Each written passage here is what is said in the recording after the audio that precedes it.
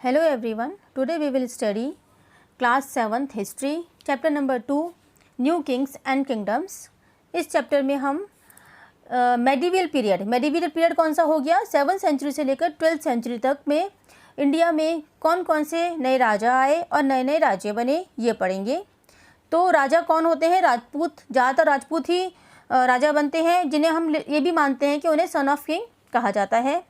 Historians ये भी मानते हैं कि ये क्षत्रिय कास्ट को बिलोंग करते हैं। राजपूत जो होते हैं वो क्षत्रिय क्लास को बिलोंग करते हैं। और राजपूत खुद भी ये कहते हैं कि हम सन डायनेस्टी और मून डायनेस्टी को बिलोंग करते हैं। अब ये डायनेस्टी क्या होता है? जब एक के बाद एक ही परिवार के लोग राज्य करते चले जाते हैं, राजगद्दी पर बैठते हैं, तो उसे हम बोलते हैं डायनेस्टी। तो सन डायनेस्टी हो गया सूर्यवंशी और मून डायनेस्टी हो गया चंद्रवंशी। ये माना जाता है कि जो राजपूत हैं वो सेंट्रल एशियन ग्रुप्स के शाकाज, कुशनाज और हुनाज से बिलोंग करते हैं, जो काफ़ी साल पहले इंडिया में आकर बस गए। 8th सेंचुरी से 10th सेंचुरी के बीच में नॉर्दर्न इंडिया में और डेक्कन इंडिया में बहुत सी राज्य आए, जिसमें से प्रतिहारास वेस्ट इंडिया में, पालास बंगाल में और राजपूतास डेक्कन से बिलोंग करते थे। ये तीनों रीजनल पावर्स एक दूसरे से भी लड़ती रहती थी अपनी सीमाओं को बढ़ाने के लिए और कन्नौज सिटी के लिए। कन्नौज सिटी बहुत इम्पॉर्टेंट थी उस टाइम पे। इम्पॉर्टेंट क्यों थी? बिकॉज़ वो गंगा नदी के किनारे बसी हुई थी और उसके ऊपर विजय हासिल करना, यानी उसके ऊपर कंट्रोल का मतलब था कि ट्रेड एग्रीकल्चर या फिर के ऊपर ट्रेड एग्रीकल्चर बहुत अच्छा होता था वहाँ पे, या वहाँ वो बहुत रिच रिसोर्सेज थे उस सिटी के अंदर। तो तीनों जो ये राज्य हैं ये आपस में ही इस सिटी के लिए लड़ते रहते थे।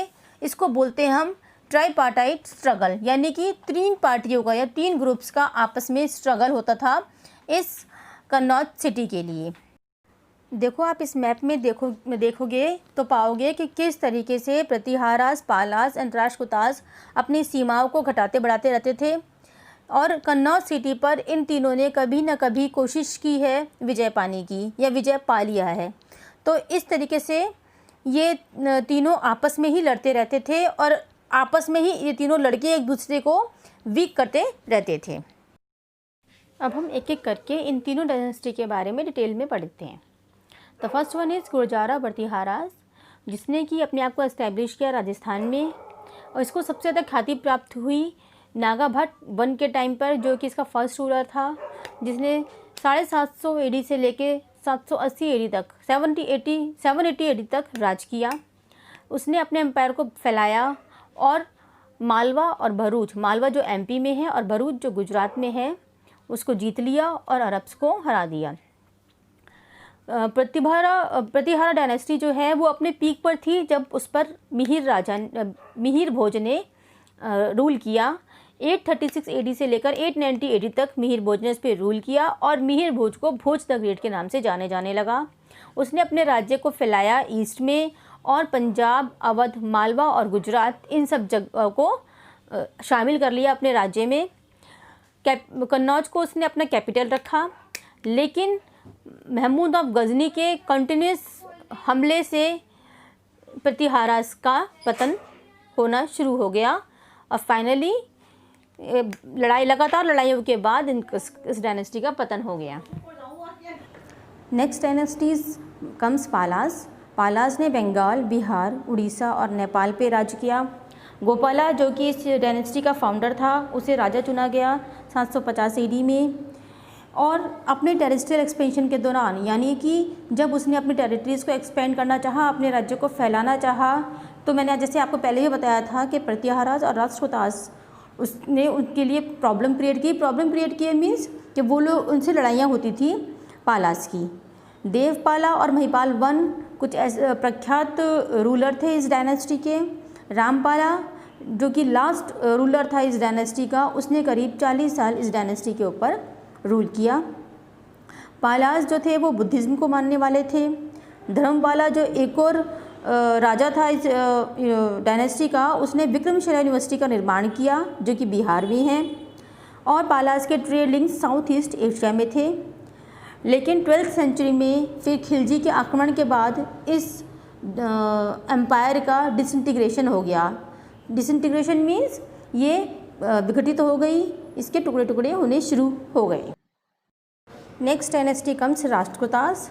राष्ट्रकूटास जो कि चीफ थे सेंट्रल इंडिया के, उन्हें ख्याति मिली डांडी दुर्गा के दौरान, जब डांडी दुर्गा ने राज किया, और जिसे इस डायनेस्टी का फाउंडर भी कहा जाता है। राष्ट्रकूटास जो थे वो ग्रेट रूलर्स थे, ग्रेट वॉरियर्स थे, उनका एडमिनिस्ट्रेशन बहुत अच्छा था, और उनकी जो राज्य की सीमाएं थी वो केप कैमोरीन से लेकर कन्नौज तक और बनारस से लेकर भरूच तक थी। केप कैमोरीन जिसे हम कन्याकुमारी के नाम से जानते हैं, बनारस जो यूपी में है, और भरूच जो गुजरात में है। उन्होंने पालाज और प्रतिहारा से उनके कॉन्फ्लिक्ट्स रहते थे, और साउथ में पल्लवाज से भी उनकी लड़ाइयाँ होती रहती थी। उन्होंने मालखेड़ा को, जो कि कर्नाटका में है, अपना रॉयल कैपिटल बनाया। फिर 10th सेंचुरी तक राष्ट्रकूटास भी डिक्लाइन हो गए, उनका भी पतन हो गया, उनकी डायनेस्टी का भी पतन हो गया। राष्ट्रकूटास के जैसे कि सभी डायनेस्टीज़ के राजाओं ने कुछ ना कुछ बनवाया है, कुछ निर्माण किया है, इसी तरह से राष्ट्रकूटास ने भी एल्लोरा में कैलाश टेम्पल और मुंबई में अजंता केव्स का निर्माण किया। Now the next dynasty is Chauhan dynasty. Chauhan जो थे उनको प्रतिभारस का वैसल्स कहा जाता था, यानी कि उनके जागीरदार हुआ करते थे वो 8-9 सेंचुरी तक।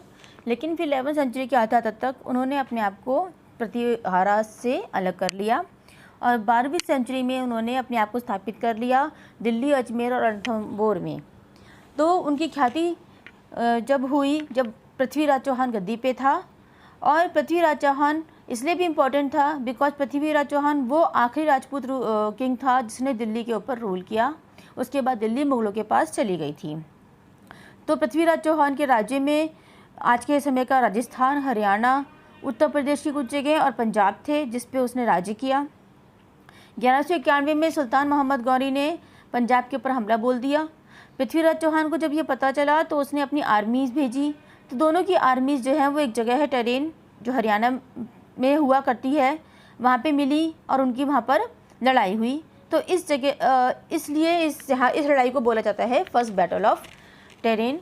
उसमें जो है मोहम्मद गौरी की हार हुई और पृथ्वीराज चौहान जीत गए। लेकिन अपनी इस हार का बदला लेने के लिए मोहम्मद गौरी ने 1192 में दोबारा से हमला किया, जिसे सेकेंड बैटल ऑफ टेरेन कहा जाता है। और उस लड़ाई में पृथ्वीराज चौहान हार गया और उसको बंदी बना ले गया और देन उसको फिर मार दिया गया।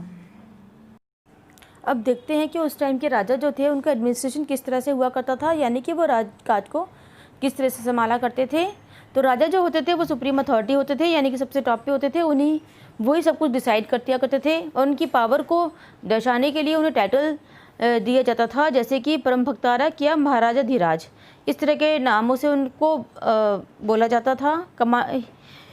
वो कमांडर ऑफ चीफ होते थे अपनी आर्मी के, और उनके सभा में बहुत सारे मिनिस्टर्स होते थे। तो सबसे ऊपर मिनिस्टर होता था वो होता था महामंत्री, और उसके बाद बाकी सारे डिपार्टमेंट्स अलग अलग मिनिस्टर्स को सौंप दिए जाते थे, जैसे foreign ministers, revenue ministers, commander of army. तो बहुत सारे मिनिस्टर्स हुआ करते थे जो कि अपने अलग अलग डिपार्टमेंट को संभालते थे। राज्य जो है वो डिवाइडेड होता था भुक्तीस में, भुक्तीस डिवाइडेड होता था वेश्यास में, और वेश्यास फर्दर डिवाइडेड होता था विलेजेस में। भुक्तीस के हेड को गवर्नर कहा जाता था, वेश्यास के हेड को वेश्यापति और विलेज हेडमैन को ग्रामपति कहा जाता था, जो कि अपनी अपनी लैंड की देखरेख किया करते थे। ऐसे ही राजा कुछ लैंड जो है वो फीडल लॉर्ड्स को दे दिया करता था, जिनको भोगपति कहा जाता था, और उस लैंड का जो भी रेवेन्यू होता था वो कलेक्ट करके राजा को दिया जाता था। राजा के अंडर में सामंताज भी आते थे जो कि हारे हुए किंग होते थे, तो वो अपनी जो ज़मीन है उसकी देखरेख करते थे जीते हुए राजा के अंडर में ही, और उनको ट्रिब्यूट पे करते थे, उनको हेल्प करते थे अपनी आर्मीज़ के ही साथ। तो इस तरीके से राजा के अंडर में जितने भी ये लोग होते थे ये अपनी अपनी ज़मीन की देखरेख करते थे राजा के अंडर में ही। अब देखते हैं कि इन लोगों की सोशल लाइफ कैसी हुआ करती थी। राजपूत, जिन्हें क्षत्रिय भी कहते हैं, उन लोगों का काम होता था वॉरियर्स का, यानी कि वो योद्धा थे और युद्ध करना और राज्य की रक्षा करना उनके हाथों में हुआ करता था। ब्राह्मण्स, जो कि बहुत ज़्यादा इंटेलिजेंट माने जाते थे, वो काफ़ी अच्छा स्टेटस एंजॉय करते थे सोसाइटी में। वैश्यास यानी व्यापारी लोग, ट्रेडर्स, इनका भी बहुत इंपॉर्टेंट रोल होता था और इनको भी काफ़ी रिस्पेक्ट मिलती थी। देन एक और ग्रुप होता है जिसे कहते हैं कायत्स। ये क्लरिकल जॉब किया करते थे। औरतों की जो स्थिति है उस समय पे काफ़ी ख़राब हुआ करती थी, क्योंकि सती प्रथा, चाइल्ड मैरिज, ये सब चीज़ें होती थी उस वक्त। और पॉलीगैमी भी चलन में था। पॉलीगैमी यानी कि एक से ज़्यादा शादियाँ, राजा जैसे एक से ज़्यादा शादियाँ भी कर लिया करते थे। लेकिन जो राजकुमारियाँ होती थी उनकी स्थिति बेटर थी, वो अपना हस्बैंड स्वयंवर सेरेमनी के थ्रू चूज़ किया करती थी। इन्वेशंस इन इंडिया। अब देखते हैं कि किन किन राजाओं ने हमारे इंडिया पर आक्रमण किया। साबुता किंग जो कि रूलर था गजनी का, टर्किश राजा था, उसने राजा जयपाल को 1991 एडी में हराया। राजा जयपाल जो कि भटिंडा का राजा था। जब साबुता किंग की मृत्यु हुई 997 एडी में, तो उसका बेटा महमूद, उसे पता चला कि इंडिया जो है वो बहुत वेल्दी कंट्री है, तो उसने इंडिया के ऊपर 17 बार हमला किया। 1001 एडी से लेकर 1027 तक उसने इंडिया पर 17 बार हमले किए। महमूद ने मुल्तान, पेशावर, कांगड़ा, थानेश्वर, कन्नौज, मथुरा, ग्वालियर, सोमनाथ, कश्मीर और पंजाब, इन्हीं सभी जगहों पर आक्रमण किया। और आक्रमण के बाद यहाँ की जो जितने भी वेल्थ थी उनको हथिया कर अपने देश ले गया। यहाँ की जो वेल्दी टेम्पल्स थे उन पर भी अटैक किया और उनकी भी वेल्थ सारी अपने देश गजनी में ले गया। उसके कोर्ट के अंदर 2 स्कॉलर्स थे, अल-बैरूनी एंड फिरदौसी, जिन्होंने किताबें लिखी हैं। अल-बैरूनी ने लिखी है तहकीक-ए-हिंद, जो कि इंडिया के लोगों के बारे में है, और फिरदौसी ने एक लिखी है शाहनामा, जो कि महमूद की बायोग्राफी है। Next comes Mohammad Ghori. पृथ्वीराज चौहान की डेथ के बाद मोहम्मद गौरी दिल्ली का राजा बन गया और उसने राजस्थान को भी कैप्चर कर लिया। वहाँ पे भी अपना टर्किश रूल चलाया। कन्नौज में जयचंद को हरा दिया 1194 में, और 1192 से लेकर 1206 तक उसने अपना टर्किश रूल बिहार, बंगाल, गंगा जमुना राव पे रूल किया। मोहम्मद गौरी इंडिया में रुका नहीं। उसने अपना रूल चलाने के बाद वो इंडिया छोड़कर चला गया और जितने भी प्रोविंसेस थे उसके अंडर में वो अपने स्लेव्स को, यानी कि अपने नीचे वाले लोगों को देकर चला गया। और उसके बाद रीजनल गवर्नर सेटअप हुआ दिल्ली सल्तनत में। अब तक हमने नॉर्थ की डायनेस्टीज़ के बारे में बात करी। अब हम बात करते हैं साउथ इंडिया के डायनेस्टीज़ की, जिसमें मेन डायनेस्टी चोला डायनेस्टी थी, जिसके 2 मेन फेमस राजा थे, राजा राजा 1 और राजेंद्र चोला। राजा राजा 1 जिसने 985 से लेकर 1016 एडी तक राज्य किया, बहुत ही पावरफुल राजा था। तिरुवनंतपुरम में चेरास को हरा के, मदुरई में पांडास को हराया कर और दक्कन में चालुक्यस को हरा के वो बहुत ही ज़्यादा पावरफुल राजा बन गया। बहुत ही एक्सीलेंट एडमिनिस्ट्रेशन था, अपने राज्य को बहुत ही अच्छे से चलाया करता था। और वो थंजावुर में विद्येश्वर टेम्पल को बनाने के लिए भी बहुत अच्छे से जाना जाता है। नेक्स्ट आता है राजेंद्र चोला, जो कि राजा राजा 1 का बेटा था, जिसने उसकी राजगद्दी को संभाला। उसने रिवर गंगा को क्रॉस करके महिपाल को हराया, जो कि बंगाल का रूलर था।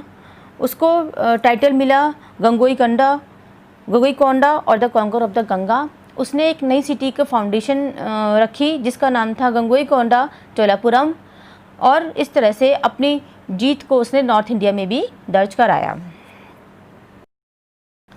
चोला इंस्क्रिप्शंस। तो इंस्क्रिप्शंस क्या होता है, जैसे पहले भी मैंने बताया है आपको, इंस्क्रिप्शंस जो मंदिरों के दीवारों पर या पिलर्स पर कुछ भी लिखा हुआ या गुदा हुआ होता है उसको इंस्क्रिप्शंस कहते हैं, जो कि मेन सोर्स है हिस्ट्री का। उन्हीं इंस्क्रिप्शन से हमें बहुत सी चीज़ों के बारे में, हिस्ट्री की बहुत सी चीज़ों के बारे में पता चलता है।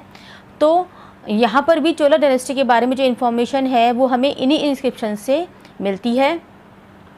इन इंस्क्रिप्शन में उनकी मिलिट्री अचीवमेंट, किस तरह के वो राजा थे, कहाँ कहाँ रूल किया, किस तरह की ज़मीनों का लेन देन होता था, किसको डोनेशंस दिए जाते थे, कैसे रेवेन्यू कलेक्ट किए जाते थे, ये सब उन इंस्क्रिप्शंस के अंदर लिखा होता था। विद्येश्वर टेम्पल जो है उसकी दीवारों पर भी इंस्क्रिप्शंस लिखी हुई हैं, डिटेल्स दे रखा है राजा राजा 1 की अचीवमेंट्स का। जो ज़मीनों का लेन देन हुआ करता था वो सब भी इन इंस्क्रिप्शंस में हुआ करता था। जब कोई ज़मीन किसी ब्राह्मण को दी जाती थी या किसी टेम्पल को दी जाती थी रूलिंग किंग के द्वारा, तो भी वो कॉपर प्लेट्स पर लिख कर देते थे कि, और वो जो कॉपर प्लेट है वो उसके पास रहती थी जिसको वो ज़मीन दी जा रही है। तो एज ए प्रूफ उसके पास ये कॉपर प्लेट रहती थी कि हाँ भाई ये ज़मीन मुझे राजा ने दी है। तो इन इंस्क्रिप्शन से हमें चोला डायनेस्टी के बारे में सारी इन्फॉर्मेशंस मिलती थी। ये पिक्चर जो आप देख रहे हो ये चोला इंस्क्रिप्शन की है। तो इन इंस्क्रिप्शन से हमें क्या पता लगता था? हमें इनसे ये पता लगता था कि उस टाइम की जो रूलिंग फैमिली है वो किस भगवान, किस देवी देवता को पूजती थी। और इंस्क्रिप्शंस में जो राजा की अचीवमेंट्स, राजा ने किस किस देश को कॉन्कर किया वो सब लिखा हुआ होता था। राजा ने किसी को क्या दिया वो सब लिखा होता था। राजा को किसी से क्या मिला एज ए गिफ्ट या वैसे भी किसी भी तरीके से वो सब लिखा होता था। राजा ने क्या क्या चीज़ें दान करी हैं। तो ये सब तरह की चीज़ें हमें इंस्क्रिप्शन से पता चलती थी उस टाइम के बारे में। ये पिक्चर्स है विद्येश्वर टेम्पल और गंगईकोंडा चोलापुरम की, जो कि बहुत फाइन एग्जाम्पल है चोला आर्किटेक्चर के। तो चोलास जो हैं उन्होंने काफ़ी अच्छे टेम्पल्स और ब्रॉन्ज स्कल्पचर्स भी बिल्ड किए हैं। तो इनकी कंस्ट्रक्शन से और मेंटेनेंस से काफ़ी लोगों को जॉब्स मिलती थी, जैसे कि प्रीस्ट, म्यूजिशियन, स्वीपर्स, गार्डनर्स, वॉशरमैन्स और काफ़ी सारे। तो टेम्पल जो है वो सिर्फ एक पूजा की जगह ही नहीं होती थी, बल्कि एक एपिक सेंटर होता था सोशल, कल्चर और इकोनॉमिक लाइफ का। तो और चोलास के जो ब्रॉन्ज स्कल्पचर हैं वो भी काफ़ी फाइन माना जाते हैं वर्ल्ड में। अब हम देखते हैं कि चोलास का जो था एडमिनिस्ट्रेशन वो किस तरह का था और उनका जो लैंड पैटर्न था वो किस तरह से डिवाइडेड था। तो चोला एम्पायर जो है वो डिवाइडेड था प्रोविंसेस में, जिनको हम मंडलम्स बोलते हैं। प्रोविंसेस डिवाइडेड थे डिस्ट्रिक्ट्स में, जिनको हम वेलानाडु बोलते हैं। देन डिस्ट्रिक्ट जो थे उसके अंदर आते थे ग्रुप ऑफ विलेजेस, जिसको नाडु बोला जाता था। एंड ग्रुप ऑफ विलेजेस के अंदर आते थे, ग्रुप ऑफ विलेजेस में आता था विलेजेस। तो विलेजेस के अंदर जो है एडल्ट मेल मेंबर्स की असेंबलीज बनी होती थी, यानी group of adult male members का होता था। जिस ग्रुप में ब्राह्मण होते थे उसे सभा कहा जाता था, और जिस ग्रुप में नॉन ब्राह्मण्स होते थे उसको उर कहा जाता था। तो सभा का क्या रोल था? वो रेवेन्यू कलेक्ट करते थे, रोड्स को मेंटेन करते थे, टेम्पल्स, वाटर टैंक्स, मींस जो भी नॉर्मली जो सोशली आप चीज़ों को देखते हो वो सब ब्राह्मण्स के हाथ में थी।